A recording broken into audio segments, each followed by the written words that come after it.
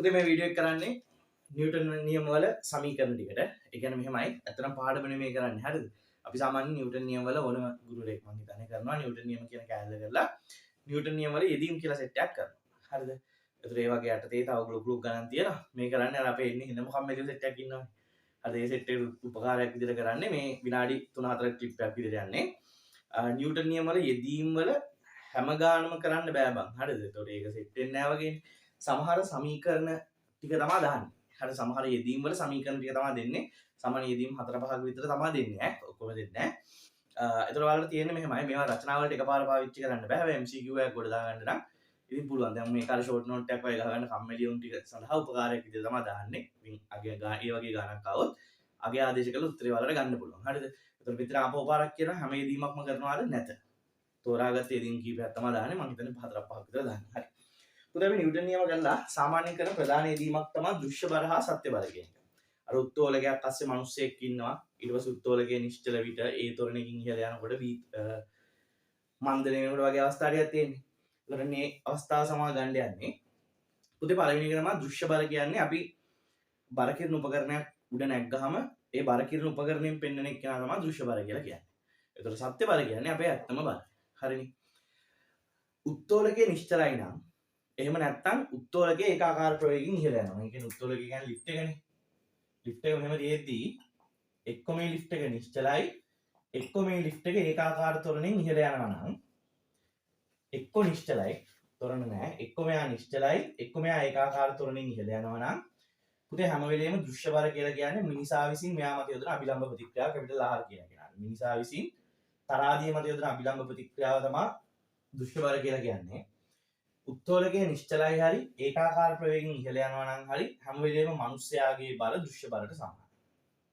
මිනිස්යා m කියලා ගත්තොත් මිනිස්යාගේ ඇත්ත බල දෘශ්‍ය බලට සමානයි. ඊළඟ එක තමයි මම මේ පොලිමර් දාගෙන යනවා.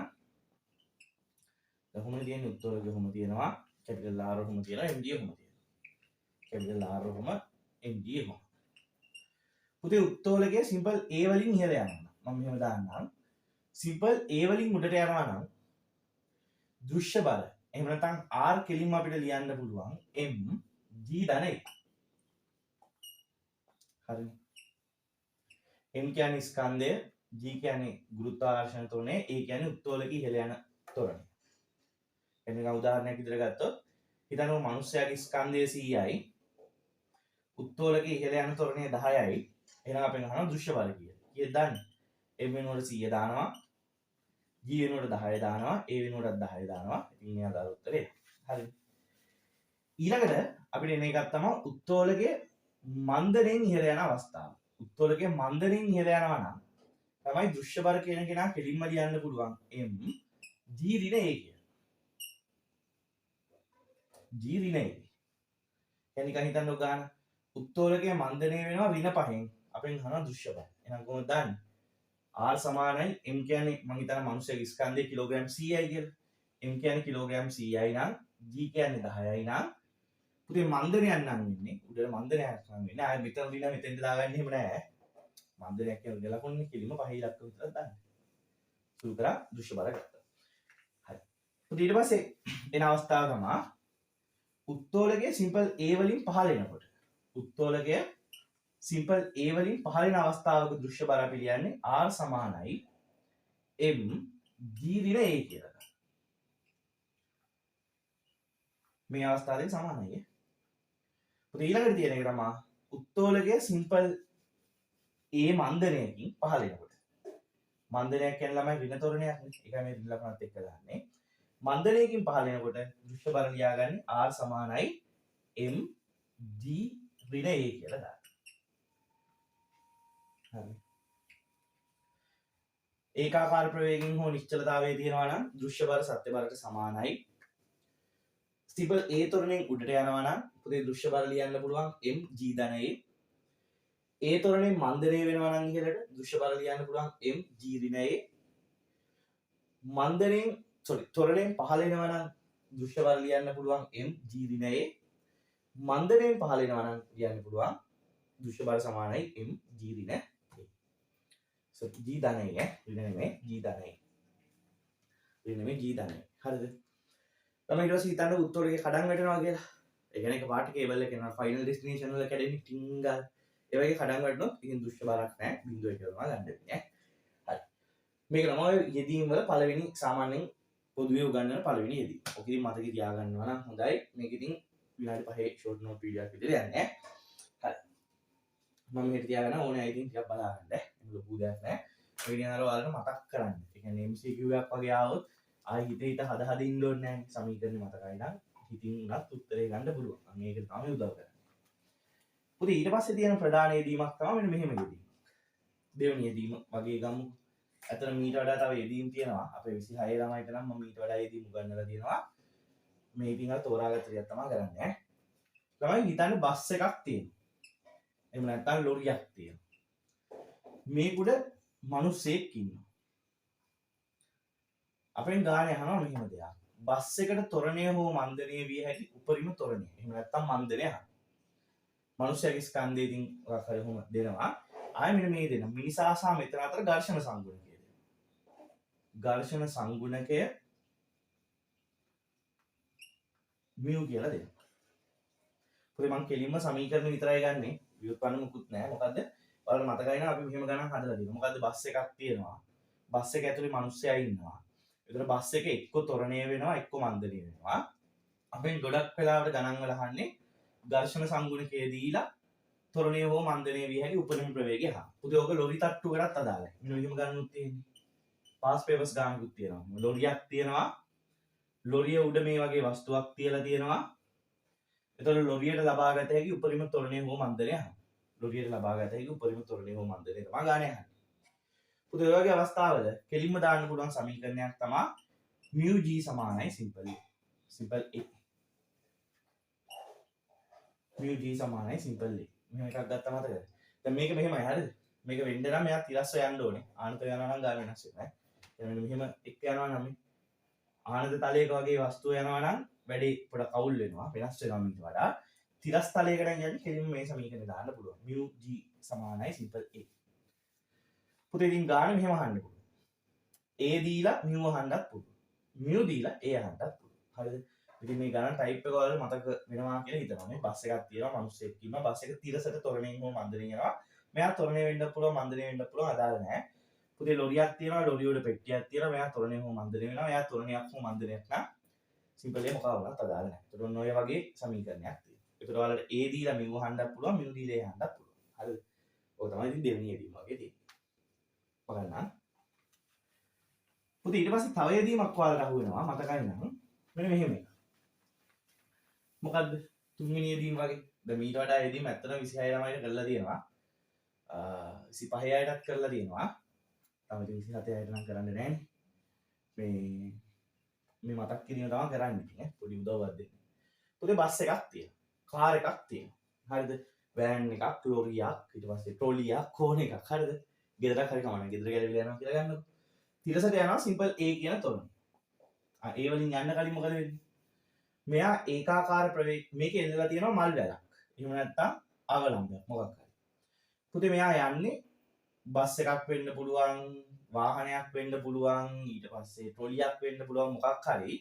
ඒක ඇතුලේ කියන්නේ මේකක් එල්ලලා තියෙනවා අවලම්බයක්. එහෙම නැත්නම් එල්ලලා තියෙනවා නම් මොකද්ද? මල් මාලයක් වගේ එකක් එල්ලලා තියෙනවා. පද්ධතිය මෙහාට යන්නේ ඒකාකාර ප්‍රවේගයෙන්. ඒකාකාර ප්‍රවේගයෙන් නම් මේක තිරසට තමයි තියෙන්නේ. කෙලින්ම තිරසට තියෙන්නේ. හරිද? හිතන්නකො මෙයා මෙහෙට තොරණය වෙනවා කියලා. පුතේ මෙයා මෙහෙට තොරණය වෙනවා නම් මේක යන්නේ මේ පැත්තට. මං හිතනවා මේ කෝණේ තීටා කියලා. පුතේ මෙයා මේ පැත්තට මන්දනය වෙනවා. එහෙම වුණා නම් මොකද්ද වෙන්නේ? මෙයා මේ පැත්තට මන්දනය වෙනවා නම් එතකොට මේක යන්නේ මේ පැත්තට. හරි. වස්තුව මෙහෙට තොරණය වෙනවා නම් උත්තෝලකයේ කියන්නේ අර අවලම්බය මෙහෙට එනවා. පිටිපස්සට නිකන් හිතමන්කෝ අපි ඇක්සලරේටරේ අල්ලපු ගමන් පිටිපස්සට නෙන්නේ ඒ සීන් එක තමයි තියෙන්නේ බ්‍රේක් කරපු ගමන් ඉස්සරහට යන්නේ මන්දනය වෙනවා නම් ඉස්සරහට යන්නේ හරිද ඔය වගේ අවස්ථාවක ලක්පන තොරණය හෝ මන්දනය කියන කෙනා කෙලින්ම ලියන්න පුළුවන් tan θ සමානයි සිම්පල් A බෙදීම පුතේ ගොඩක් ගණන් වල tan θ දීලා A අහයි නැත්නම් A දීලා tan θ හරිද මේ වගේ ගණන් එහෙම යහන එක්ක tan θ දීලා A අහනවා නැත්නම් A දීලා tan θ අහනවා මෙයා මෙහෙට ත්වරණය හෝ මන්දනය වෙනවා. ත්වරණයක් වෙනවා නම් මෙහෙට කැරගෙනවා, මන්දනයක් වෙනවා නම් අනිත් පැත්තට යනවා. හරිද? කොහොම කරත් මේ කෝණේ නම් මෙන්න මෙතන කෝණේ නම් දෙන්නේ කෙලින්ම ලියන්න පුළුවන් tan θ සමානයි a බෙදීම. පුතේ හදිස්සිය හරි මෙන්න මෙහෙම දුන්නා කියන්නේ ඔක්කොම මෙතන කෝණේ දෙනවා. මේ මම රතු පාටින් දාලා දෙන කෝණේ. හදිස්සිය හරි ඔයාලට රතු පාටින් දාලා දෙන කෝණේ.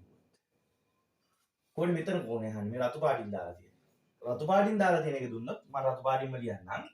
එකයට tan θ සමානයි simple a බෙදීම.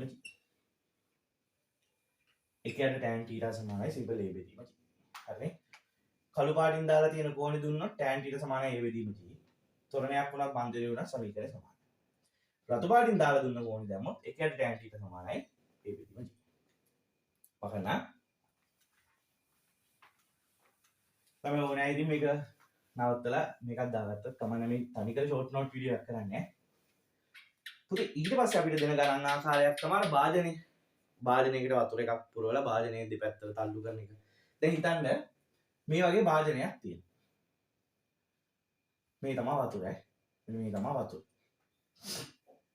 පුතේ මේ භාජනයේ නිශ්චලයි නම් ඒකාකාර ප්‍රවේගයෙන් නම් යන්නේ වතුර භාජනයේ තිරස්. මම මේ තිරස් තලයක තලන්නේ ඉඳලා. මෙයා නිශ්චලයි හෝ ඒකාකාර ප්‍රවේගයෙන් නම් යන්නේ වතුර මේක තිරස්ව තියෙනවා. පුතේ පස්සේ හිතන්න මෙහෙම දෙයක් කරා කියලා. මම භාජනය මෙහෙට තොරණය කරනවා. මේ පැත්තට තොරණය කරනවා නම් සිම්පල් a වලින් මේ භාජනයේ තියෙන වතුර එක මේ ඇතුලේ තියෙන වතුර එක මෙන්න මේ වගේ ඇන්ගල් එකක් ගන්නවා. මෙහෙට පිටිපස්සට ඇවිත් තියෙන්නේ. ඉස්සරහට තොරණය වෙදි නිකන් හිටපන් කාර් එක රේස් කරපුවම අපි පිටිපස්සට නෙන්නේ මෙහෙම නෙන්නේ. මේ ඇන්ගල් එක තමයි තියෙන්නේ. හරිද? ගොඩක් වෙලාවට මෙතන කෝණේ තීර කියලා දුන්නා. පුතේ මේක මන්දනය වෙනවනේ. මන්දනය වුණා නම් මොකද්ද වෙන්නේ? මන්දනය කියන්නේ ඉස්සරහට බ්‍රේක් කරනවා කියන එකනේ. මන්දනය වෙනවා නම් අපි ඉස්සරහට යන්නේ. එහෙනම් ඇන්ගල් එක මෙහෙම නේද ආවේ. මතකයි. මන්දනය කරනවා නම් ඇන්ගල් එක කොහොමද? පුතේ මෙතන කෝණේ θ කියලා දුන්නොත් මේ ඕනම අවස්ථාවකට මේ ත්වරණය වුණත් මන්දනය වුණත් මෙන්න මෙතන කෝණේ θ කියලා දුන්නොත් කෙලින්ම ඕකටත් අපිට ලියන්න පුළුවන්.